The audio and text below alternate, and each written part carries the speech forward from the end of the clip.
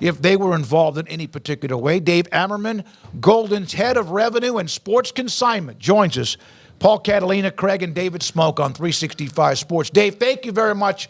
We really do appreciate your time, and it's always unique to see what something might be of value. You have a list, you kind of know yourself. What would you have thought might be the most valuable part of that game from last night as a collectible? Well, you've obviously got Patrick Mahomes, the, soon to be potentially on his way to being one of the all-time, well, he is already one of the all-time greats, but potentially being one of the greatest ever. His jersey, of course, right? The jersey that he wore MVP, winning his third Super Bowl. We put a price on that, approximately $1.5 million, and that's based off of Joe Montana's Super Bowl MVP jersey we sold earlier this year, a little north of $1 million. So, they're fetching quite a premium these days.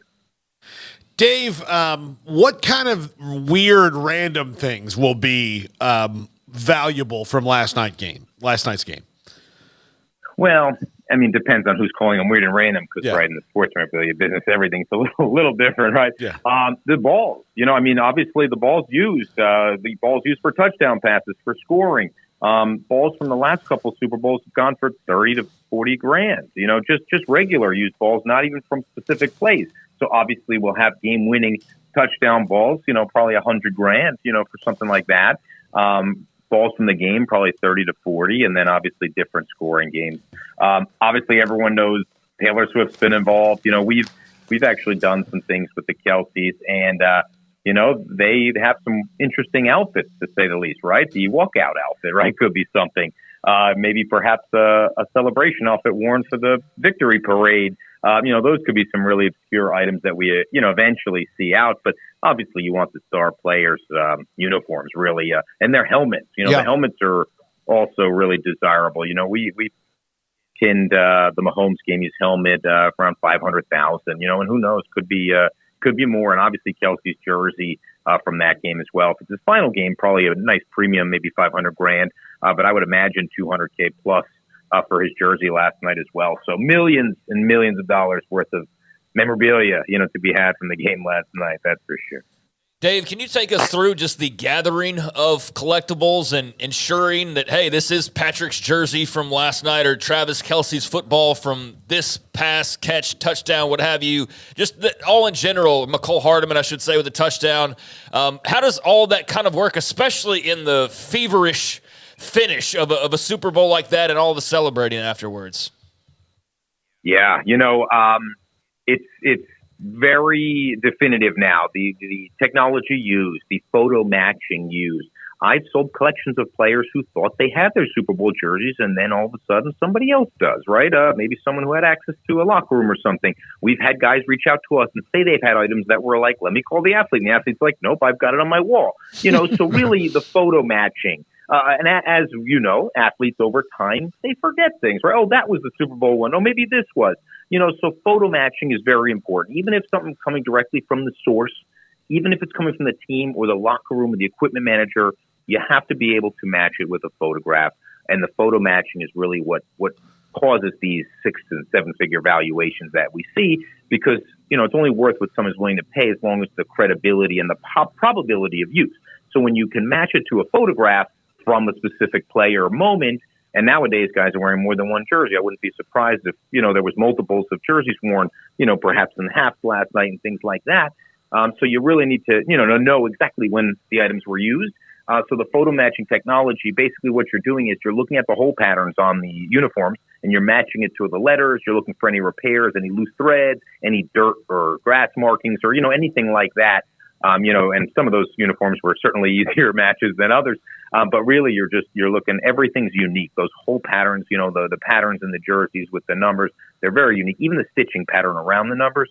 So if you can match all that up with nothing that doesn't match, then you've got a very likely match, and that's what adds to the value. So these players are probably not selling these jerseys. They've wisened up as well. They're not just leaving them in the locker for anyone to take. I'm sure they're holding them very tightly to them, and I'm sure they're not wanting to let them go anytime soon. I don't think really any of the players here, are looking to sell anything, but perhaps down the line, they'll eventually come to the market. And if they come to the market any sooner, I'd, really want to make sure, I'd advise anyone buying them to just make sure you know your source and make sure they're actually available for sale. The athlete's not going to call you, later down the road and say, hey, where'd you get that? So, wristbands, gloves, things that players have on them. Is there a value to that? Like you said, there's no value unless somebody thinks it's valuable, but are those things pretty, minimal, even if it's Jason Kelce or Patrick Mahomes with a wristband or something like gloves? There's definitely different value levels, right? You're not going to get a premium on a glove as you will on a jersey. But, for example, we sold one of Cooper Kupp's gloves, not even Super Bowl related, a few years ago. We had a partnership with the Rams, and we've got $15,000. Jerry Rice gloves, another example where you see his game-used gloves going for $5,000, $10,000 plus. So the gloves are definitely an interesting item, and they're very desirable. The cleats. We've actually got a pair of Brock Purdy's cleats that he wore this year in our auction already over $3,000. I would imagine the cleats he wore last night are going to be, 10x that, and definitely the Mahomes. We have a pair of Mahomes cleats in auction right now that's already around $10,000, and it just opened. So, a lot of that. Believe it or not, the pylons.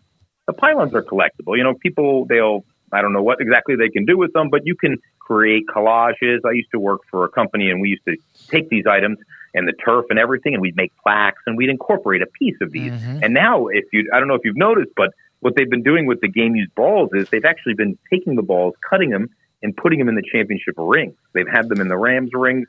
So now inside the ring, you get a piece of a ball used in the game. So they're really getting creative.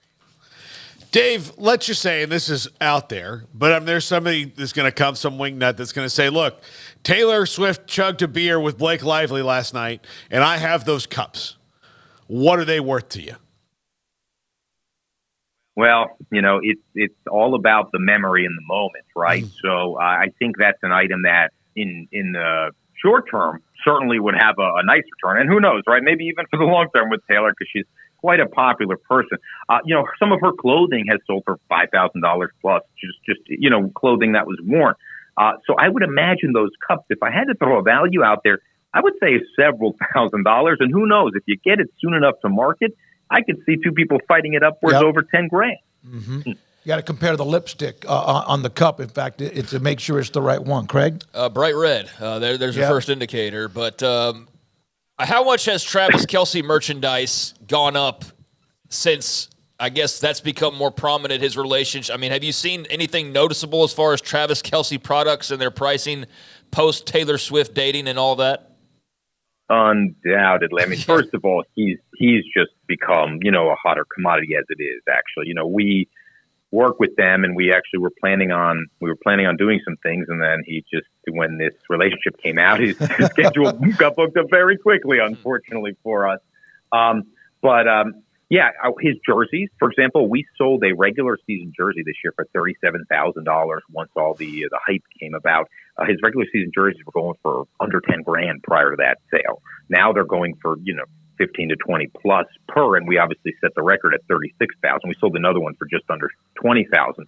His rookie cards, another 5-10x multiplier, on that as well. So it's, as he becomes more and more popular, his value goes up. Collectibles isn't always about how good you are. It's a popularity contest too. I study these players, and you're like, this guy's technically better than that guy.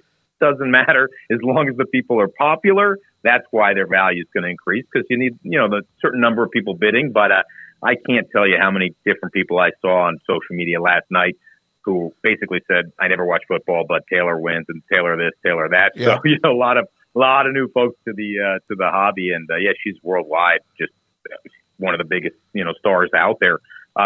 He's absolutely seen an increase in value. I mean, more than 2 to 3 times, as a result, which is very rare, when an athlete is dating someone. Typically, the athlete usually kind of overshadows, at least in some cases. I think of like Alex Rodriguez, for example, and his celebrity dating, But, in this case, Kelce's value certainly shot up.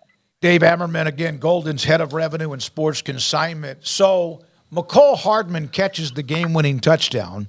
We discussed the football, maybe $100,000. If Kelce had caught it or Mahomes had kept it and scored, would that value be more if it's a bigger name, or is it just the moment whoever catches or runs and scores the game-winning touchdown? It's absolutely will vary also by player.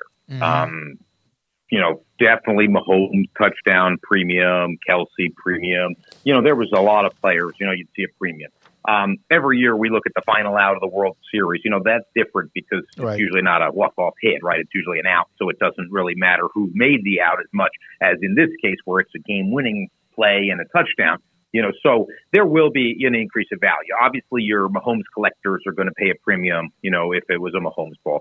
For example, Super Bowl, Tom Brady touchdown pass balls, 6 figures plus, balls used in the game, 30, 40 grand. So clearly, a different factor there. They also number the balls now. So going back to the photo matching, now you can actually match the number on the ball because they're all individual numbered, things like that. So you can really pinpoint and make sure, because as you know, the chaos at the end of the game, where does that ball go? Who's got it?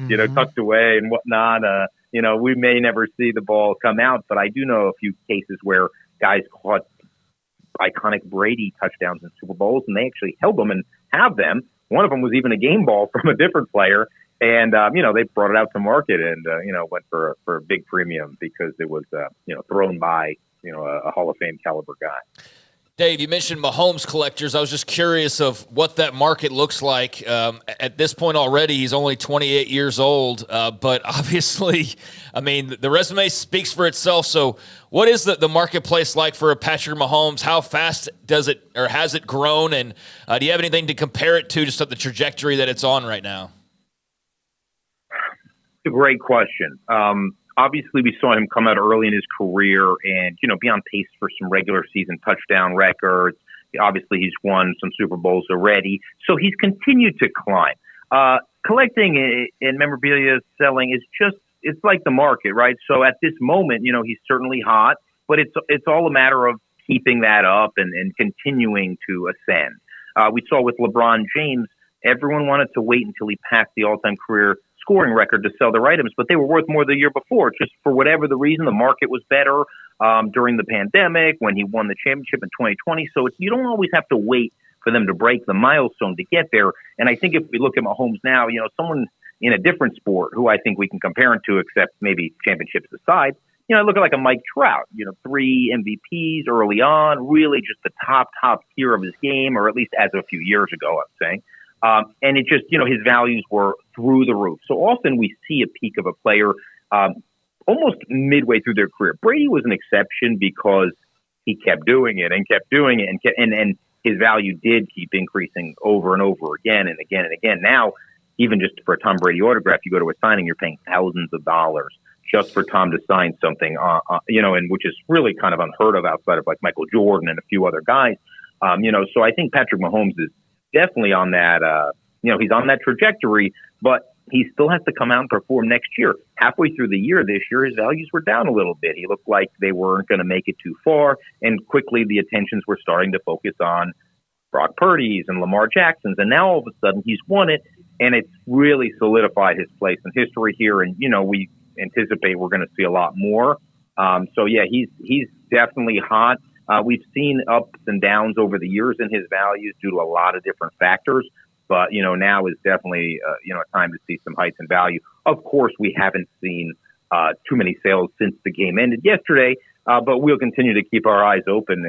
And we've got a bunch of items that just came in again today, even and last night, of Mahomes and other players on the Chiefs that are going to come up to auction soon. So I think over the next few weeks, really everyone should keep an eye out and just kind of see where those values go. But I'd like to think that Mahomes' value, he was a few years ago, he was one of the rare players that got an increase in value in the off season going into the next year. So players and investors have always been hot on him.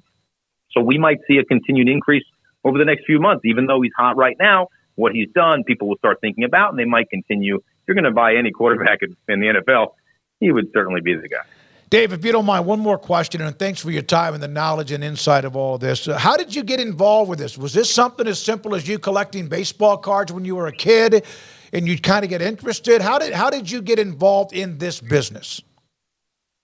I think you hit the nail on the head. It started as baseball cards as a child, and I have an older brother who he had a good collection. I had to have a better collection, so we just kind of bought cards. I got to be honest, I didn't even watch the games as much. I couldn't tell you what's going on, but I knew the players on the cards. So it started for me, collectibles first, And then that translated into, oh, I pulled the card of this guy. Let me go root for him now. Let me go watch. So when I every year before the season starts, I pick up a couple players, and now you've invested in all the games. It's very similar to sports betting, online now, where guys will put money on a player to win the MVP or to win the Super Bowl. So I think right now you're going to certainly have that emotion, and people, they just want somebody to root for. So some guys are in it just for collecting. Some guys are in it to make money. Others are in it, for the short term to see who they can invest in and who's going to come out and play well, and then they're going to sell quickly. But for me, lifelong collecting led me here, and I never thought I'd be selling memorabilia at my age and still in the biz. But